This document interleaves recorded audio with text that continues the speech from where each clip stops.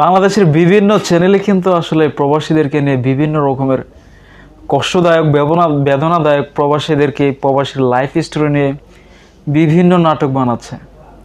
তো যারাই বানাচ্ছেন আসলে আপনাদের এই ফিলিংসটা অনুভূতিটা কিন্তু এই নাটকের মধ্যেই সীমাবদ্ধ।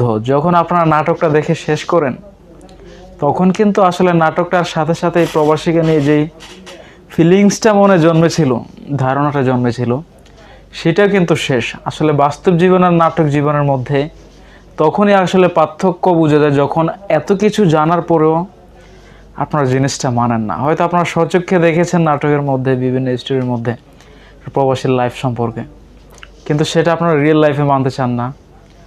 তো আসলে সিনেমার মধ্যে যেরকম দেয়া হয় কোনো কোনো প্রবাসীর জীবন, এই সিনেমার চেয়ে কিন্তু অনেক কষ্টদায়ক।